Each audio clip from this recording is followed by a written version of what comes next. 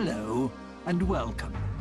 I'm Charlie, and as you can see, I'm a giant tortoise.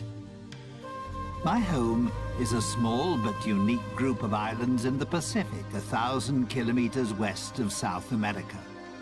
People find the islands fascinating, but at the same time somewhat uncanny, sometimes even unreal, due to their volcanic origin, which you would think would make them uninhabitable.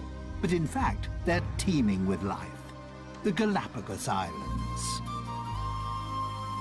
Despite the seemingly inhospitable living conditions, you'll find life everywhere, because we have learned to adapt to these conditions.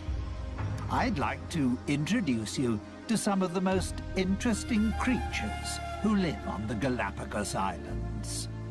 For instance, the Galapagos sea lion. Yes, we'll come back to you later. We don't want to disturb your snooze. This is the famous Galapagos land iguana.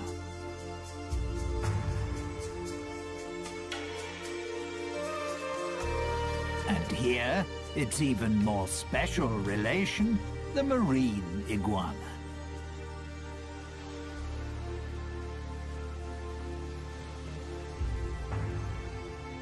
The very colourful red rock crab, and the white-tipped reef sharks.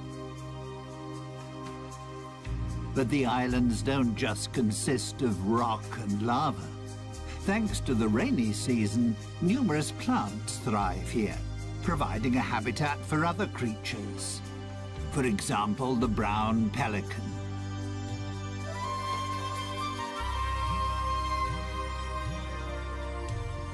And even flamingos feel at home here.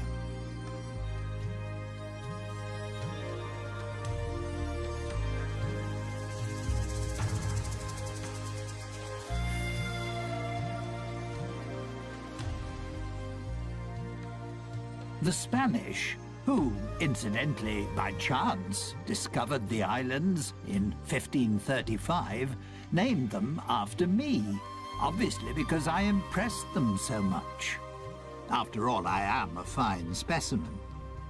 But first, let me tell you more about the remarkable reptiles on this group of islands.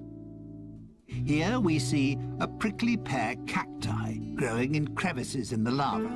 They provide food for the yellow land iguana.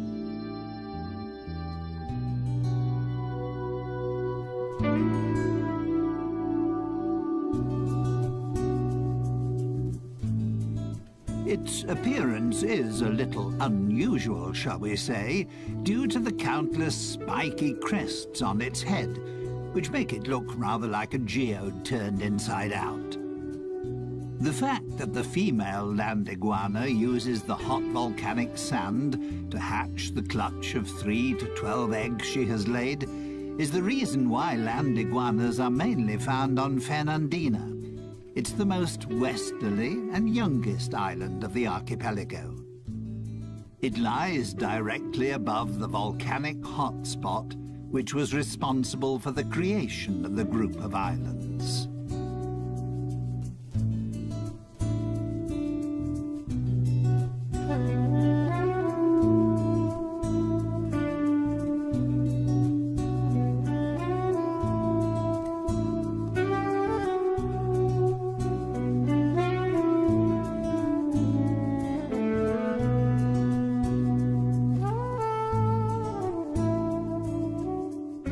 Because the 13 main islands of the archipelago have widely differing characteristics and diverse living conditions, some species have developed subspecies on the different islands.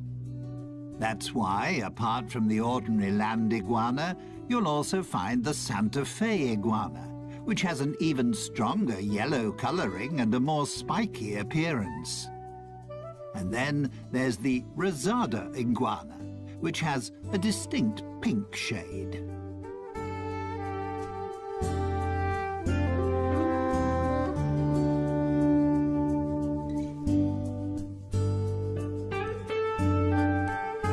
The male land iguana marks his territory by sitting on a rock in full view of everyone. That's his way of guarding the hole he has dug with his partner for her to lay her eggs.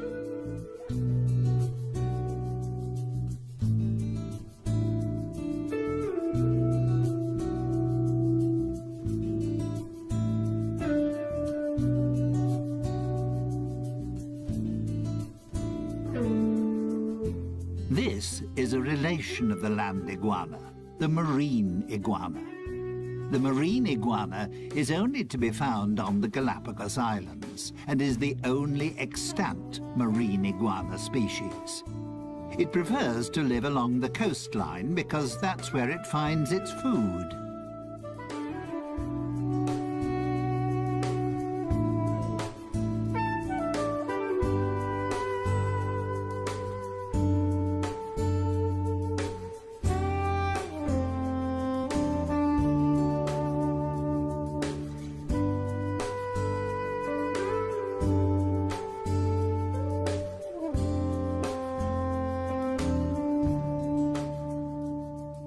It feeds mainly on algae and seaweed. The excess salt it takes in when feeding is excreted through special salt glands in its nostrils.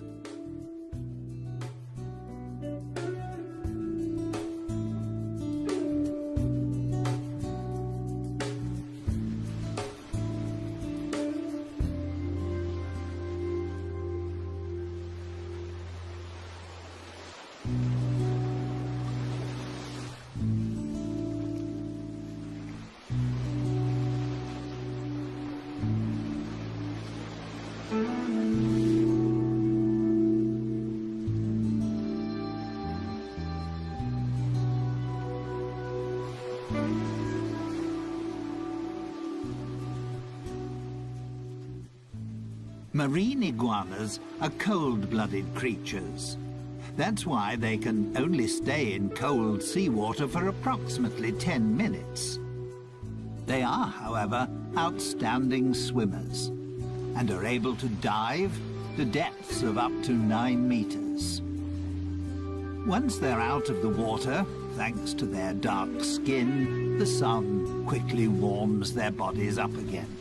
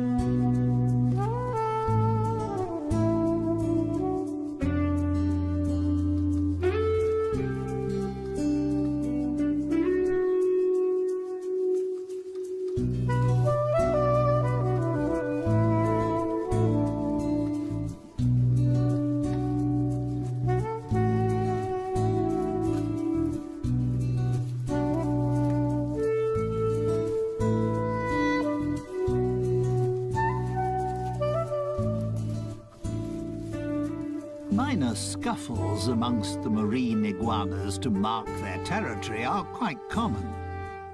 The main problem for them is the Galapagos hawk. Marine iguanas are the prey of choice when the hawk is feeding its young. And that just happens to coincide with the time when the marine iguanas retire inland to lay their eggs, making them an easy prey for the hawks.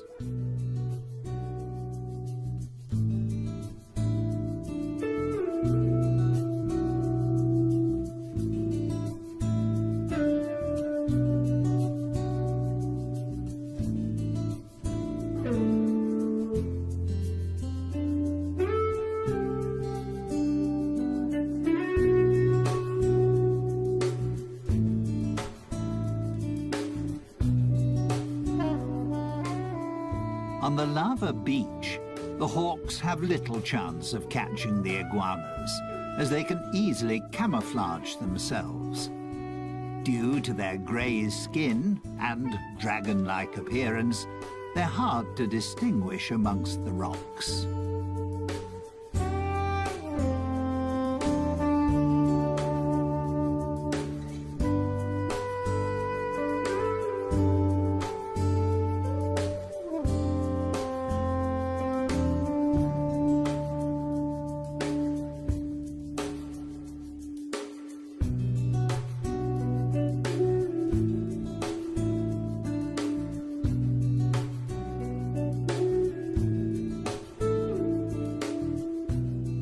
The Galapagos Islands are home to 7 endemic types of iguana.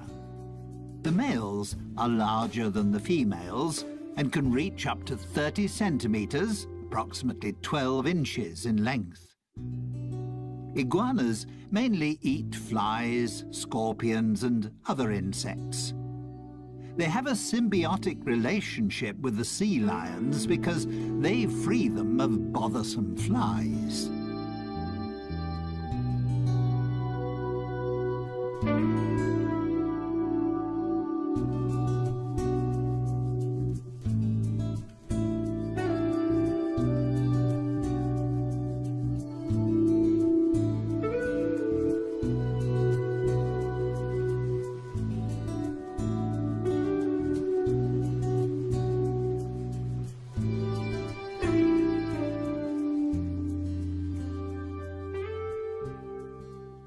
That was all quite impressive, wasn't it? But you can find even more colourful creatures on the Galapagos Islands. These rugged cliffs, for instance, are the habitat of the red rock crab. This agile and inquisitive crab prefers to be in the surf, but doesn't like splashing water.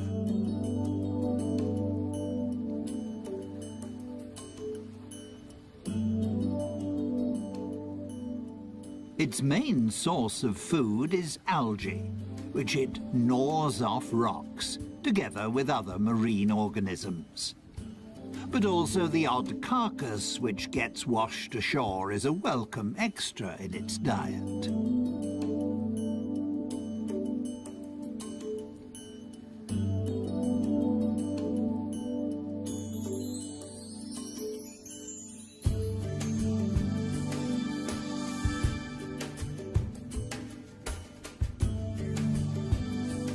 The red rock crab is extremely agile and can move in any direction extremely quickly, which means it can easily escape an attack by seabirds and conceal itself between the rocky crags.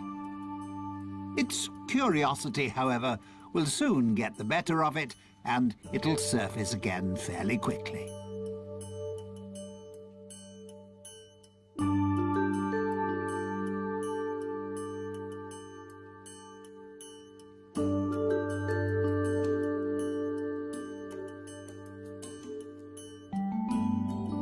Young crabs have a black colouring, while more mature crabs have a brownish or reddish colouring.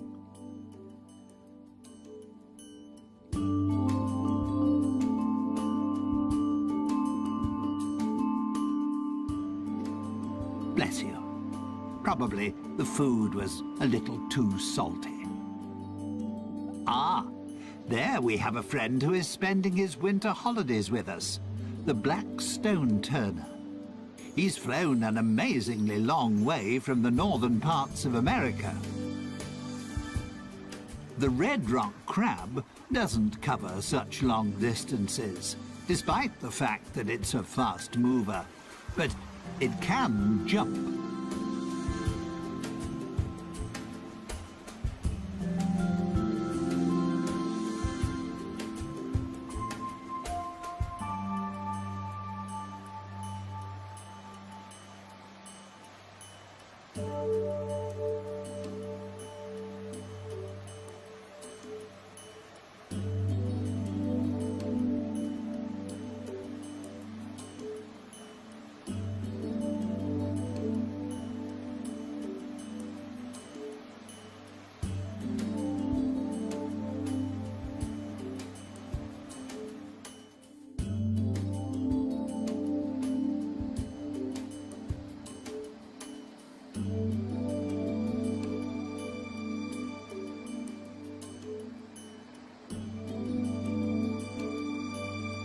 The name red rock crab doesn't mean that nature has decided that all the crabs must be this colour. For instance, there are also yellow, pink and white examples. And this black one is perfectly camouflaged on the lava rocks.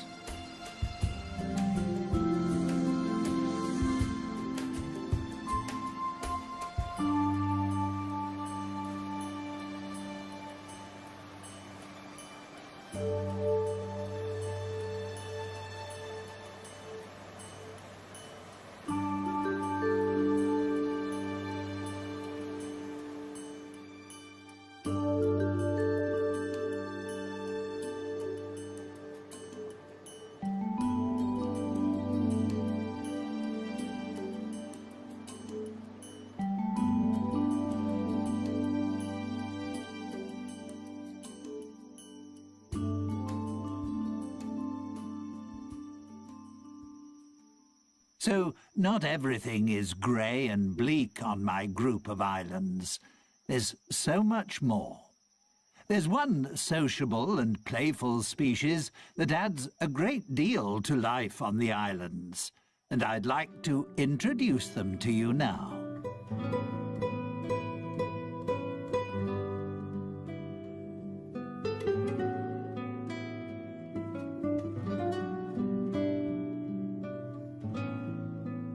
The Galapagos sea lions.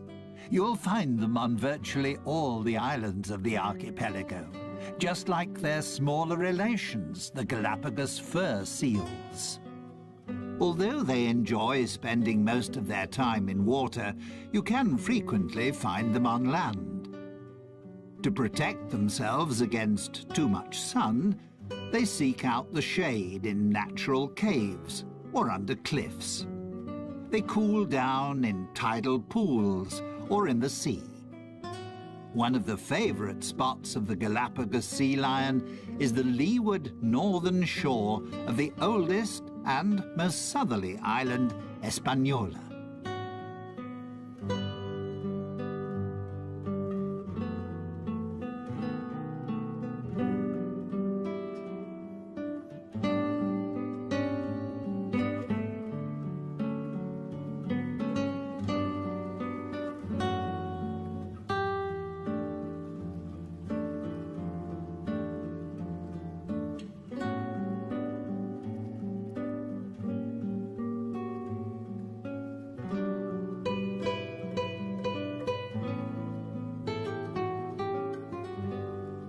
Here's a female with her pup. The relationship between the two is extremely close. Not surprising after a gestation period of 12 months. And she will continue to breastfeed it for another few months. A sea lion pup only becomes fully independent after 3 to 4 years. That's how long it takes for the females to reach sexual maturity.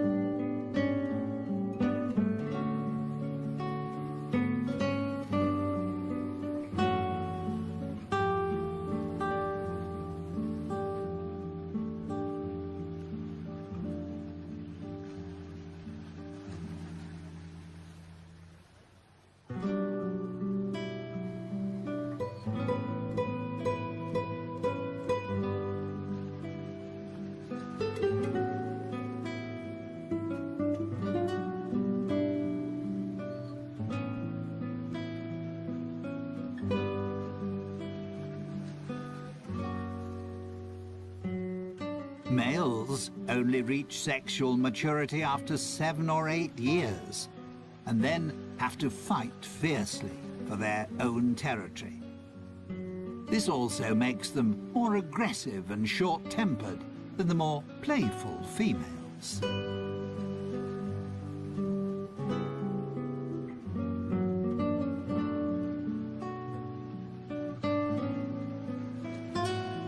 It's not surprising that male sea lions are constantly fighting for their territory and trying to find a mate, because there are far fewer of them. A male sea lion will often have as many as 30 females in his harem.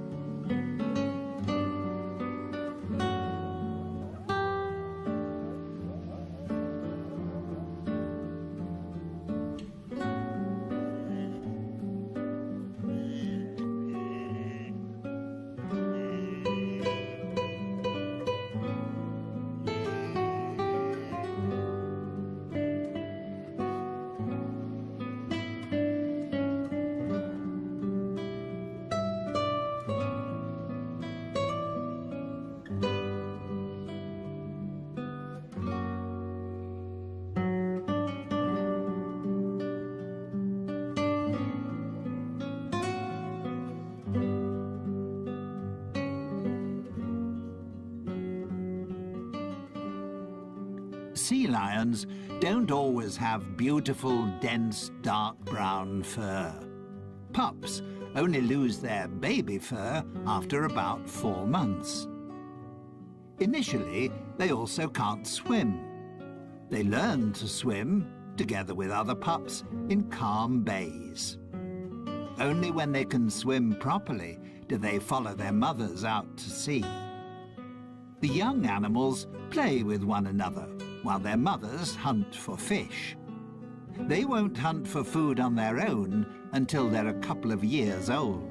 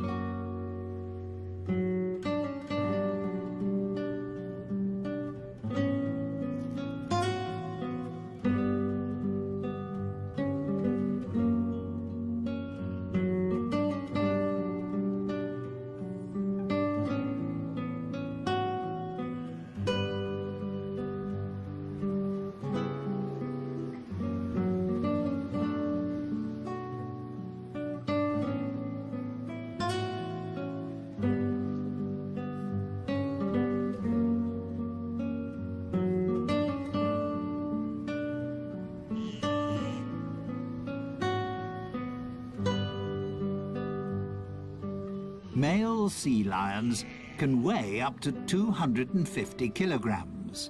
Females, roughly 100 kilograms.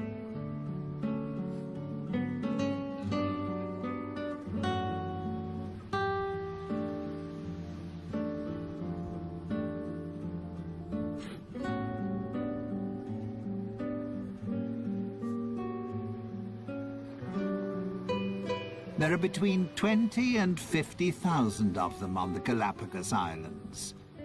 The reason for the huge difference in numbers is partly due to a weather phenomenon, El Niño. It occurs in irregular cycles and in different degrees of severity. The results, however, can occasionally be disastrous.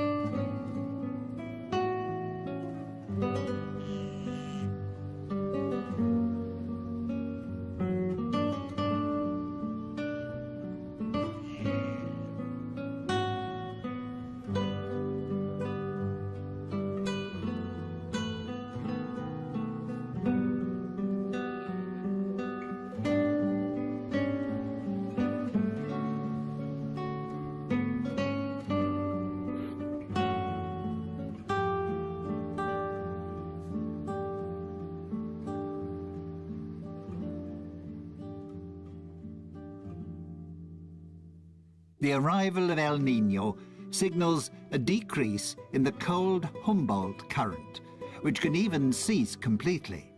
The temperature of the seawater rises, causing plankton and small fish to die. This disrupts the food chain, because seabirds and fish can't find sufficient food. Their only chance is to leave the area if they want to escape their sad fate. The situation can prove fatal for seals, as they no longer find any food, and many starve to death.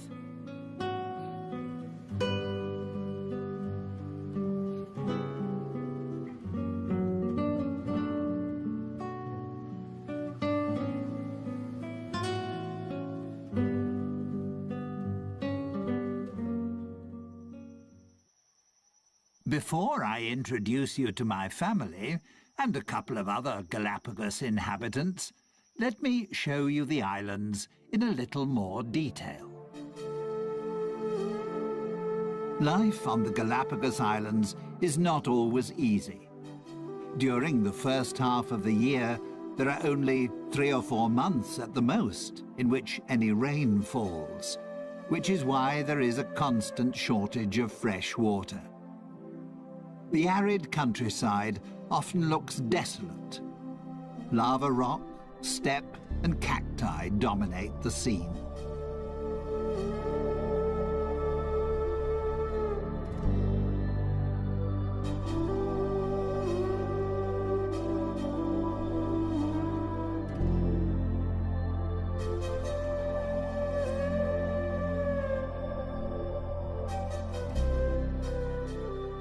The Galapagos Islands are of volcanic origin. They're the tips of a huge range of volcanoes, a hotspot which is still active. 6 volcanoes erupt on a regular basis.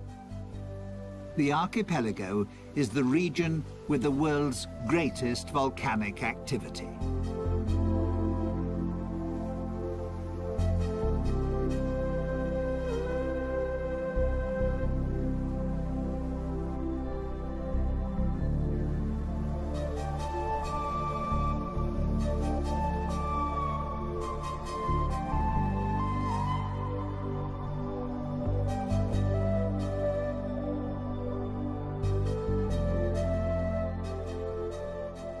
And there is another special feature.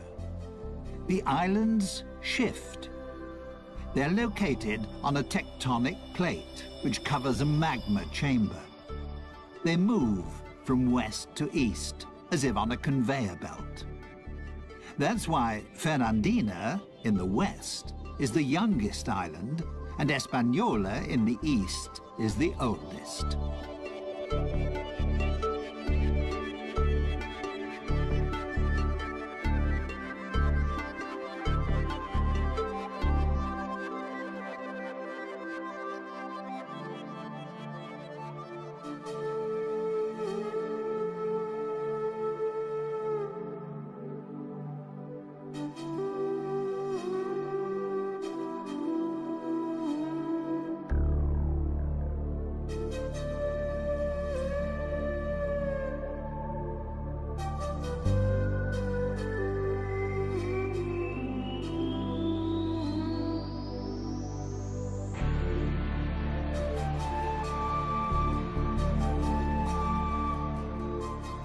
Once the rainy season starts, the islands burst into life.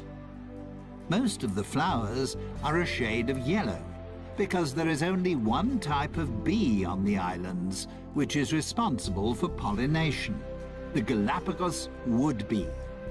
Most likely, the flowers have adapted themselves to its preferred color.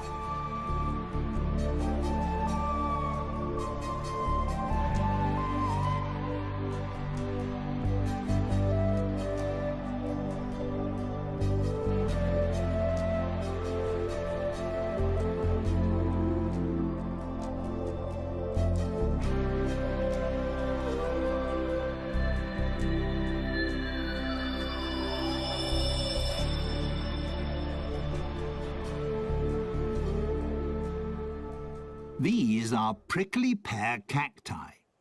They are propagated by the Galapagos rat, which feeds on their seeds. The hard shell of the seeds is crushed during digestion, and after being excreted, the seeds start to germinate. These extremely hardy plants store nutrients that provide food for other creatures. The iguanas certainly have no fear of their thorns, and also for my fellow tortoises, they provide a welcome change to grass.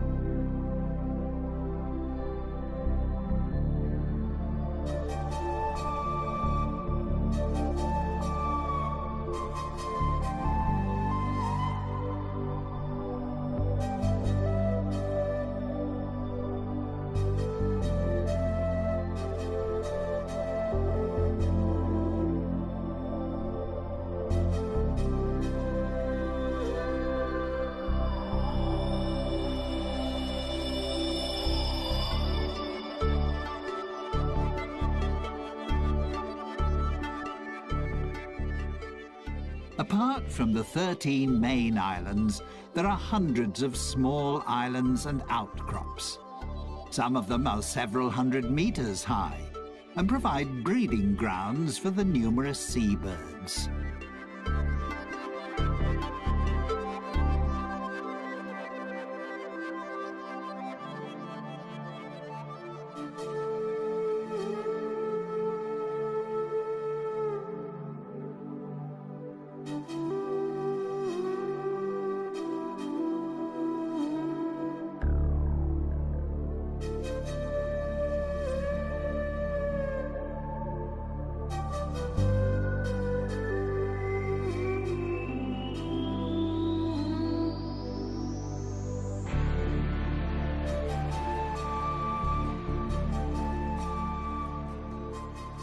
The Galapagos Islands were made famous by Charles Darwin, who discovered certain aspects of life here that formed the basis for what was to become his theory of evolution. During his worldwide voyage, he visited 4 of the islands in 1835. He was fascinated by the diversity of life on the seemingly uninhabitable islands. He also found that there were tortoises on the island which had slight variations in the shape of their shells. He noted, too, that there were various types of mockingbirds on the different islands. The term adaptive radiation goes back to Darwin. It means that a species, which in itself is not highly specialized, can, by adapting itself to the ecological conditions around it, become a highly specialized species. That also involves using diverse, previously unused ecological niches. Or, to put it another way, my fellow species, and many other creatures, have adapted to the special conditions pertaining on the island on which they found themselves, and, in the process, mutated into a new species.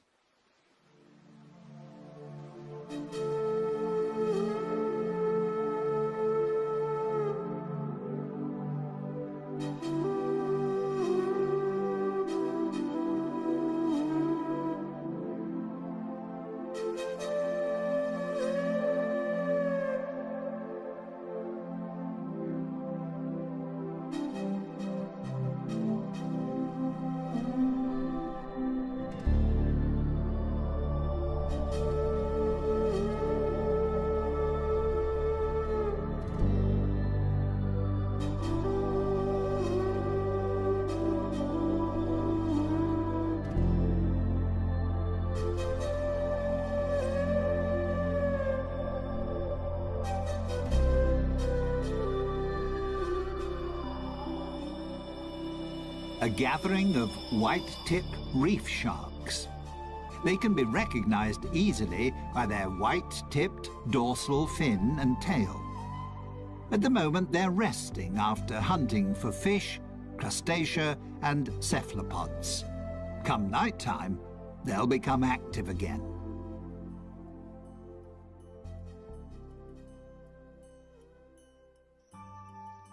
This is my family.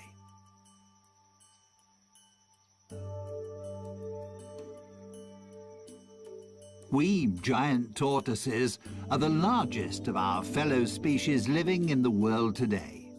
We can weigh up to 300 kilograms and live for up to 150 years.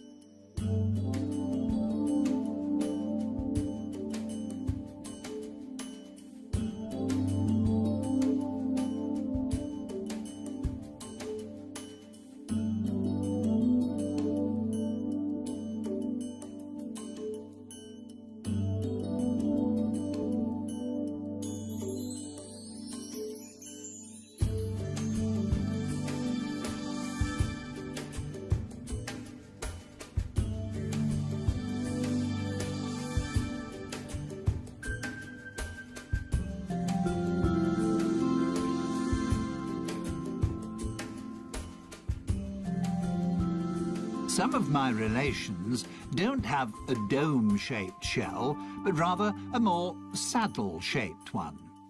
The front end is bowed upwards. That's particularly useful when you need to raise your head up to reach taller plants.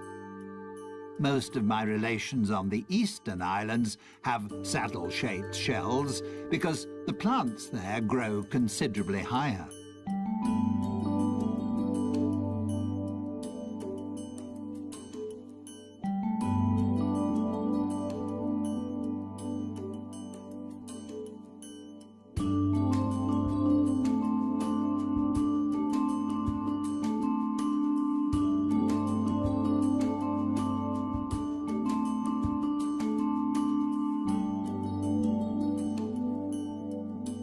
Like the iguanas, we giant tortoises have concluded a pact with the small birds that live on our island. Finches and woodpeckers feed on the parasites and ticks on our skin. To let them know that we need their services, we stretch out and lie quietly until the birds have pecked off all the insects. It keeps us clean and makes life a little more comfortable.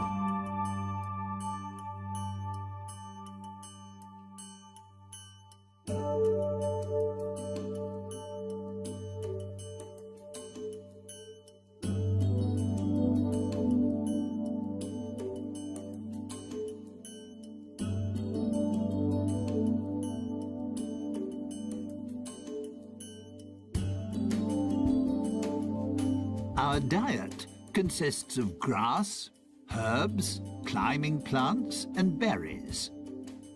If our shells allow it, and we can stretch far enough, we also enjoy the juicy fruit of the prickly pear cacti.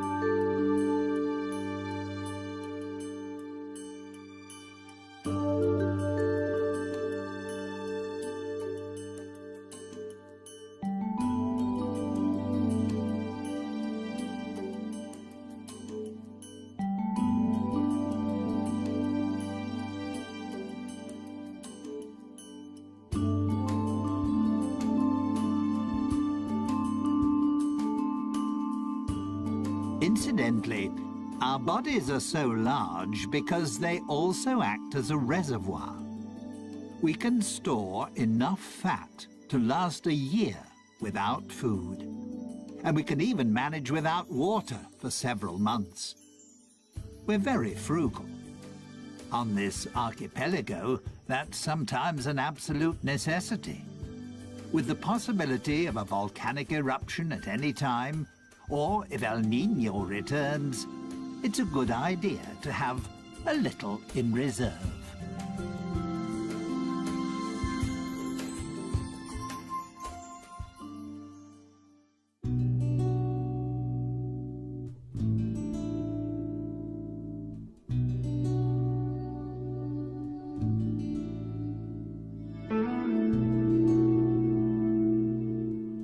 Well, that was my family.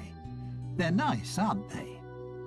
Finally, I'd like to introduce you to some feathered inhabitants of the islands. They're as colourful as they are talkative.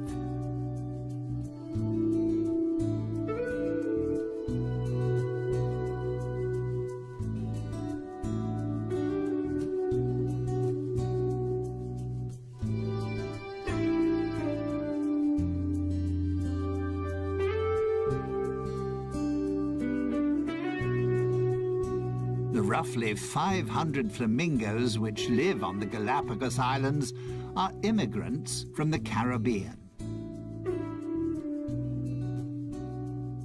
You also wouldn't really expect to find ducks on the islands. But there are several thousand white-cheeked pintails here, and they feel just as at home as the flamingos.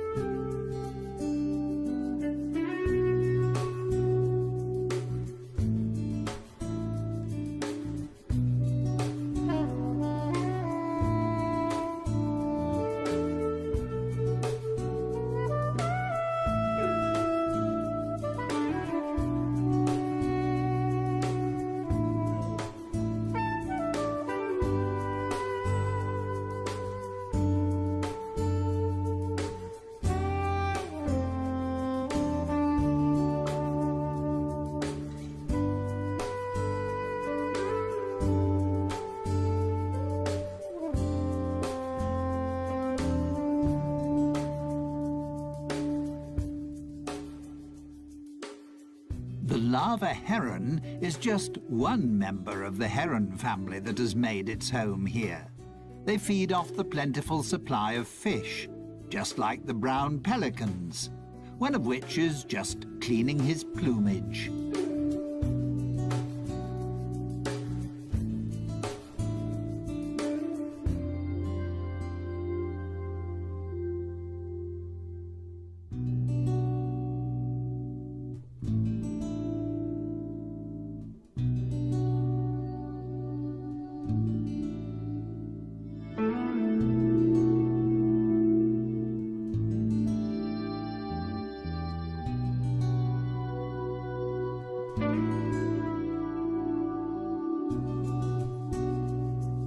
Galapagos albatross is the largest bird on the islands, with a wingspan of 2 meters.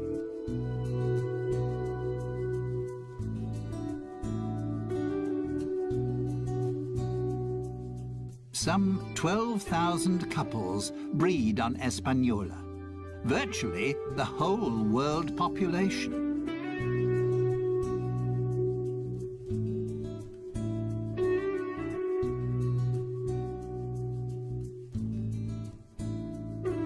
Here we have the pirates amongst the birds, a female frigate bird. Frigate birds attack other birds and try to snatch away their food. The male frigate birds are famous for their mating habits. To impress the females, they blow up their red throat pouch.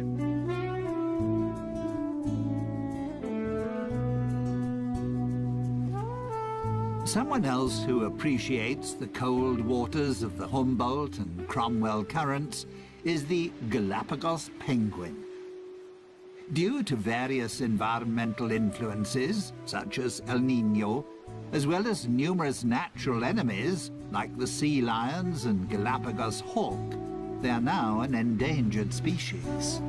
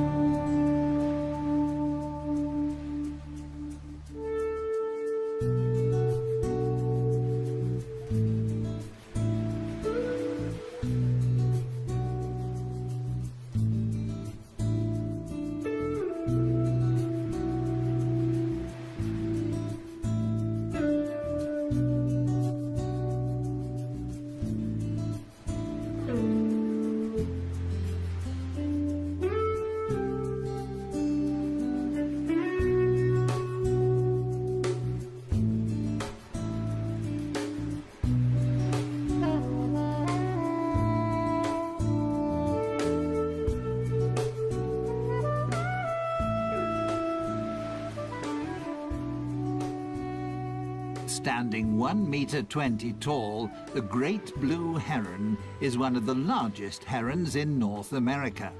However, it's just as much at home in Central America as it is here.